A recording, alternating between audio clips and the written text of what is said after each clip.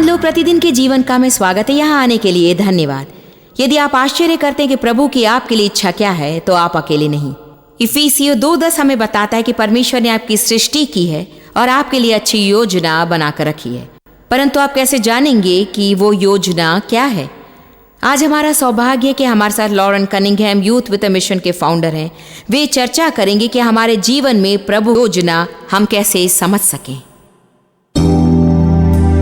Lauren Cunningham youth with a mission या YM के संस्थापक हैं। ये विश्व भर की सेवकाई 1960 में शुरू हुई और मसीह का संदेश लेकर हर देश में पहुंचती है। वो 4 सामर्थी किताबों के लेखक हैं और हर वर्ष 30 से अधिक देशों में प्रचार करते हैं। पूरे देश बदल जाएंगे। हम बहुत ही सामर्थी बदलाव देखने वाले हैं। लॉरेन, आप हमारे साथ हैं, ये बड़ा सौभाग्य है। आपका धन्यवाद। आपके साथ रहना पसंद है जॉयस। हम लोगों के जीवन में प्रभु की योजना के बारे में हम चर्चा करना चाहते हैं कि आप सच में विश्वास करते हैं कि सबके पास परमेश्वर द्वारा निश्चित मंजिल है? हाँ, निश्चय ही। परमेश्वर ने हमारे जीवन में वो अद्भुत उद्देश्य दिया है। भजन संहिता 139 में शुरू में वो कहता है कि तू भयानक और अद्भुत रूप से रचा गया, और वो हमें गर्भ में रच रहा था, और तब उसने हमें केवल वरदान ही नहीं बुलाहट भी दी है। वो वरदान और बुलाहट अटल है, इसलिए वो हमारे पास है। मैं जानता हूं कि 13 साल की उम्र में मैं प्रार्थना कर रहा था और परमेश्वर ने मुझसे कहा कि मुझे सब लोगों को प्रचार करने के लिए पूरे संसार में जाना होगा। मैंने उस रात अपनी माँ के पास में जाकर कहा, जानती हूँ प्रभु मुझे प्रचार के लिए बुला रहा है। माँ, उसने कहा बहुत ही अच्छी बात है।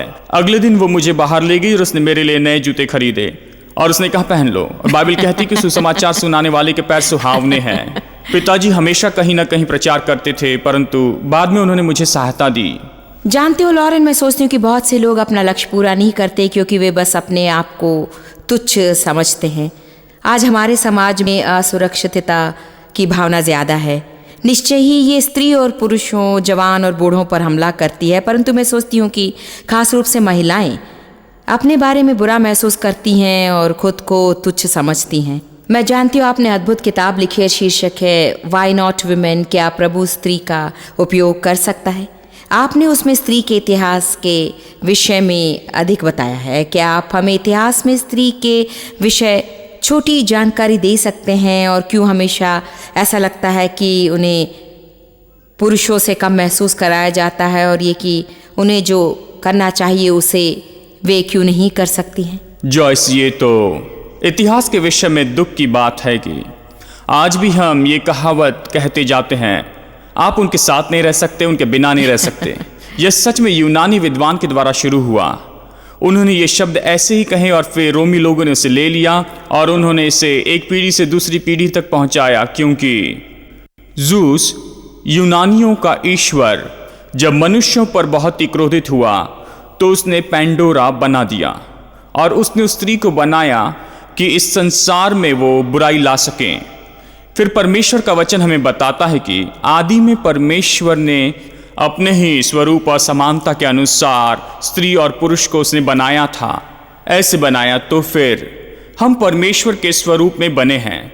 और अक्सर पुरुष कहेंगे कि हाँ, पुरुष पहले बनाए गए हैं, और वो बात सही है, परंतु याद रखिए कि मेंढक पुरुषों के पहले बने हैं। और इसलिए ये न सोचे कि क्रम ही किसी भी बात का कारण होता है, परंतु वह क्या है कि परमेश्वर ने हमें बनाया कि हम एक समान हो, और वही बाइबल का सच है। यदि हम दोनों परमेश्वर के स्वरूप में बने हैं और हमारी कीमत उसी से होती है, देखिए हमें मूल्य तो लोगों से नहीं परंतु परमेश्वर से मिलता है। वही वो जगह है जहाँ पर सारा मूल्य सही होता है, बाकी सब जगह तो बस एक विचार है। सही कहा। और जानते, जब आदम ने हव्वा को बनाया, उसने आदम की एक पसली ली, और मैं हमेशा कहना पसंद करती हूँ कि उसने उसे आदम की पसली से निकाला ताकि वो उसके साथ रहे, उसके पैरों में नहीं कि वो उसके नीचे। सही कहा। तो हम स्त्री के इतिहास के बारे में और बताएं, क्योंकि मैं जानती हूँ कि इतिहास में स्त्री के साथ बुरा व्यवहार हुआ है। निश्चय ही आज पश्चिमी देशों में परिस्थिति बहुत उत्तम है, लेकिन आज भी ऐसी परंपराएं हैं और हमारे संसार में ऐसे भी हिस्से हैं जहाँ स्त्री के साथ जानवरों सा व्यवहार होता आया है। ये सच में वापस यूनानी लोगों के पास वापस जाता है, और जिस रीति से उन्होंने स्त्री को देखा, प्लेटो से शुरू करके और सोक्रेटिस से एरिस्टोटल तक हम देखते हैं। एरिस्टोटल ने सिकंदर महान को प्रशिक्षित किया था और वो समलैंगिक था, जैसे आप स्त्री के विषय में उनके दृष्टिकोण देखना शुरू करते हैं, उन्हें कहा जाता था, एरिस्टोटल ने सब ह्यूमन कहा है, बस जानवर से थोड़ा सा ऊपर। उस पूरी परंपरा में हम कहते हैं, हाँ ये तो लोकतंत्र का स्थान है, हाँ ये तो पुरुषों के लिए था, केवल आज़ाद ही, कोई गुलाम नहीं और कोई नहीं, निश्चय स्त्रियां या बच्चे नहीं। इसलिए वे हमेशा कानून बनाते केवल पत्नी, बच्चे और गुलाम के लिए। पत्नी, बच्चे और गुलाम, उन्हें जिम्मेदारी दी गई, उन्हें बताया गया कि वे क्या नहीं कर सकते। पुरुषों को कभी नहीं कहा गया, कभी ये नहीं बताया कि पति या पिता को क्या करना है। जब तक कि पौलुस ना आया, उसने वो सब तोड़ दिया। परंतु रोमी लोगों ने यूनानी देवी और देवताओं को लिया और उन्होंने उनके ऊपर में रोमी नाम लिख दिए और वही विचार आगे बढ़ते गए। और फिर आप देखते हैं कि यह सब मसीहत में वापस आता है। जैसे आप देखते हैं कि मध्य युग में मसीहत ठंडी होना शुरू हो गई थी, फिर आप वही विचारधारा लेना शुरू करते हैं। आप इसे मध्य पूर्व में हर जगह देखते हैं, क्योंकि एक स्त्री, सबसे पहली एक लड़की पैदा होती है। यदि वो लड़की पैदा हो जाती है तो उनके पास अधिकार होता है कि उसकी हत्या कर दें। सही कहा। और वे वैसे ही करते हैं। सच में न्यूयॉर्क टाइम्स में कुछ पन्नों के बाद ये एक हेडलाइंस वहाँ पर थी कि इस संसार में 100 करोड़ स्त्रियाँ गायब है। लोकतंत्र के रूप में वह हमें बता सकता है कि हर समाज में कितनी स्त्रियाँ होनी चाहिए थी। लगभग 100 करोड़ से भी अधिक गायब है, क्योंकि जैसे कि चीन में वे बच्चे की हत्या करते हैं क्योंकि वह लड़की है, या किसी कारण उनका गर्भपात करते हैं। संसार की कई परंपरा में ये आज भी होते रहता है, आज भी ये होता है।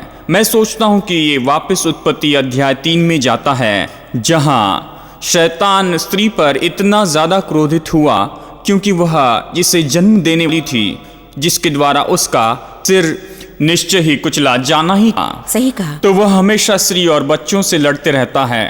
और आप देखेंगे कि राजा हेरोदेस ने बच्चों की हत्या की। इस कारण तो शैतान पुरुष से अधिक स्त्री के विरुद्ध में युद्ध करते आया है, पुरुषों से अधिक स्त्रियों से। मैं नहीं सोचती कि हम सच में कई बार जानते कि शैतान स्त्री से कितनी नफरत करता है और उसने कैसी योजना बनाई और काम किया है। जैसे कि मानो आप कह रहे हैं, चाहे वो यूनानी दंत कथा के विषय हम सोचे कि शायद इसका आज हम पर कोई भी असर नहीं डालता, परंतु इसने सच में हमारी परंपरा में काम किया है और हमारे अंदर ऐसे बहुत से विचार डाले हैं जिसके विषय हम कई बार नहीं जानते कि ये सच में हमारे अंदर है। ये कई बार अनजान रूप में होता है, ये अनजान रूप में हो, परंतु ये परंपरा द्वारा आता है, बार बार आता है। स्त्री का मूल्य नौकरी के साथ में निश्चित किया जाता है। एक ही काम के लिए बावजूद उन्हें पुरुष की तुलना में बस 70% ही मिलता है। ये तो अमेरिका में है। हम कहते हैं कि इस संसार में सबसे अधिक आज़ादी का स्थान यही है, परंतु सत्य हाँ में है। संसार में जो गैर मसीह परंपरा है, उनकी तुलना में हमारे पास यहाँ अधिक आज़ादी है। आप वहाँ पर जाए तो पाएंगे कि कई बार स्त्रियों को संपत्ति समझकर रखा जाता है, खासकर मध्य पूर्वी देशों में। आप तो जानते हैं निश्चय ही मैं एक स्त्री हूँ, आप देख ही सकते हैं। हाँ। एक सुंदर स्त्री। परमेश्वर ने मुझे सुसमाचार प्रचार के लिए बुलाया और मैं 30 वर्षों से भी अधिक समय तक शिक्षा देती आ रही हूँ और अब मेरी सेवकाई पूरे संसार में है। 13 देशों में मेरे ऑफिसर्स हैं और मुझे याद है जब मैंने पहली बार होम बाइबल स्टडी में शिक्षा देना शुरू किया, मैं कई हफ्तों तक शिक्षा देती रही और मैं प्रभु के साथ आनंद में थी, खाना पकाती और अद्भुत काम करती। फिर एक धार्मिक अगुए ने कहा कि तुम उसे नहीं कर सकती, तुम एक स्त्री हो। मैं बस प्रभु की आज्ञा मानने की कोशिश कर रही थी और वही कर रही थी जो मुझे लग रहा था कि वो चाहता है।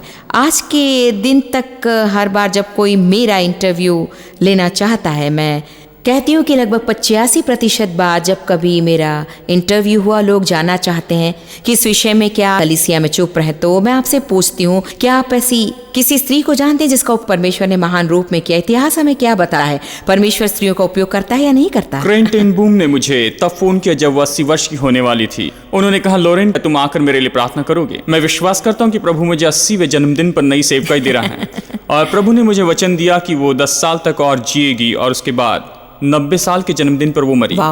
उनके लिए प्रार्थना की और उन्होंने अधिक लोगों को उद्धार पाते देखा। अब जीवन के द्वारा अधिक लोगों की सेवकाई देखी, लाखों लोगों की, पहले 80 वर्षों से भी अधिक। अब वो मेरे लिए सौभाग्य था। परंतु परमेश्वर ने मुझे उनके जीवन में सहभागी होने दिया। मैं 1966 में न्यूजीलैंड में एक घर में था और मैं वहाँ एक हफ्ते तक उपवास और प्रार्थना में था। मैं वहाँ प्रॉफिट चैम्बर में था और जाकर उस महिला से कह दे कि देशों में जाकर शिक्षा दें। तो मैं ऊपर गया और वो गृहिणी थी और वो अपनी कलीसिया के संडे स्कूल में भी उन नियमों के कारण नहीं पढ़ा पाती। मैंने कहा, क्या आपके पास देशों में जाने की बुलाहट है? उसने कहा, अपने घर में 14 वर्षों तक प्रशिक्षण लिया और 14 नोटबुक संदेश से भरी हुई थी और जॉय डॉसन उस वर्ष सेवकाई में आ गई और मैंने उन्हें न्योता दिया। वो अपने पहले वर्ष में से गई। अब उनकी शिक्षा पूरे संसार में विख्यात है। वो सिखाती है टेलीविज़न, रेडियो पर और किताबों और हर तरीके से। तो मुझे कई स्त्रियों के साथ सेवा करने का सौभाग्य मिला क्योंकि मेरी माँ परमेश्वर की महान स्त्री और महान शिक्षिका थी। मैं पास्टर चो की कलीसिया में प्रचार कर रहा था और उन्होंने मुझे ये कहानी बताने की अनुमति दी जो मैंने किताब में लिखी है। उन्होंने मुझसे कहा कि 1971 में उनके पास केवल 6000 लोग थे और जब मैं पिछली बार गया तब उनके पास 7 लाख सदस्य थे। परंतु उन्होंने कहा कि मेरी पत्नी की माँ अर्थात मिसास अच्छी शिक्षिका और प्रचारक है। मुझे रीति रिवाजों के अनुसार अनुमति नहीं कि उन्हें मंच पर जाने दो। तो मैंने कहा, उन्हें मंच पर जाने दीजिए प्रभु की आज्ञा माने, मनुष्य की नहीं। सही कहा। वो अचंभित हुए और उन्होंने कहा कि आप नहीं जानते मुझसे क्या कह रहे हैं। मैंने कहा, मैं आपको बताऊं, आप माँ को बुलाइए, क्योंकि माँ ने उन्हें हमारे किचन के टेबल पर सिखाया था। वो कैलिफोर्निया में हमारे घर में थे और तब वो तो अपनी सेवकाई शुरू कर रहे थे। और मैंने कहा कि माँ को आने दे, प्रचार करने दे और प्रचार खत्म होने के बाद में मैडम चो को दें। और उन्होंने ऐसा किया और वो आज़ाद होने लग गए। जब पिछली बार वहाँ पर गया था तो उनके पास में लाखों लोग थे। उन्होंने कहा, जानते हो मेरे पास 49,000 पास्टर है और उनमें से 39,000 स्त्रियां हैं। उन्होंने कहा, परमेश्वर ने मुझे संसार में सबसे बड़ी कलीसिया दी क्योंकि मैंने स्त्रियों को आज़ाद किया। ये सच, मैं सोचता हूँ कि ये अच्छा सच है। वाइबम के साथ में और सब सेवकाई के साथ में यदि अगुवे केवल स्त्रियों को आज़ाद कर दे ताकि प्रभु ने उन्हें जो वरदान और बुलाहट दी उसे वे कर सकें। हम कैसे ऊपर न्यायात्मक रूप में कहें वो तो वो सेवकाई देता है और कहे नहीं वो नहीं कर सकती है, क्योंकि हमारे सहकर्मियों में से 50% हम उन्हें कैसे जाने दें? ये तो हंसने वाली बात है। हम इसके विषय कुछ ही मिनटों में चर्चा करेंगे, परंतु अब हम एक ब्रेक लेंगे। क्या आप विश्वास करते कि सबके पास पूरा करने के लिए एक लक्ष्य होता है? हम सड़कों पर कैमरा लेकर गए ताकि जाने कि लोग क्या सोचते हैं और हम वापस आने पर उनके उत्तर देंगे, इसलिए आप चले नहीं जाइए।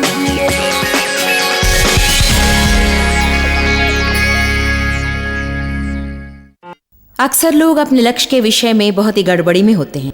कुछ निश्चित नहीं होते कि उनके पास लक्ष्य है या नहीं, जबकि दूसरे विश्वास करते कि लक्ष्य के बिना आप उसे पूरा नहीं कर सकते। इस विषय पर स्त्रियों के विचार सुनने के लिए हमने कई स्त्रियों से बातें की।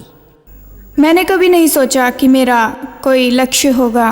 मैं हमेशा सोचती आई कि मैं आज़ादी से सोचने वाली हूँ, परंतु मैं सोचती हूँ कि ये सब किसी कारण से होता है और जो बातें मैं करती आई हूँ वो दिखाता है कि कोई लक्ष्य नहीं। मंजिल रखना सबसे महत्वपूर्ण है क्योंकि लक्ष्य होना ज़रूरी है। मंजिल को लक्ष्य के रूप में देखती और उसके लिए कुछ करती हूँ।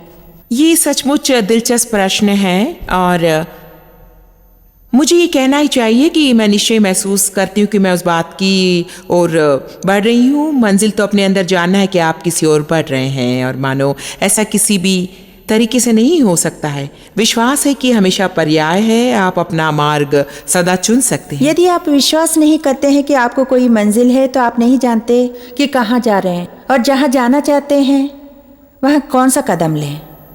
मैं नहीं सोचती कि इन बातों को मेरे लिए करवाने या नहीं करने के लिए परमेश्वर किसी भूमिका को निभाता है। यदि मेरे जीवन में परमेश्वर नहीं है तो ये सबसे अंधकार का समय है। मेरे पास सच में जीने के लिए या देखने के लिए कुछ भी नहीं है। प्रतिदिन क्या करना चाहिए उसमें मेरी अगुवाई करता है। वो मेरे और मेरे पारिवारिक जीवन का बड़ा भाग। मैं नहीं जानती कि यदि मैं लक्ष्य में विश्वास करूं, मैं जानती हूं कि प्रभु मार्गदर्शन करते हैं, परंतु मैं सोचती हूँ कि मैं जो चुनाव करती हूँ उसे मैं बदल सकती हूँ।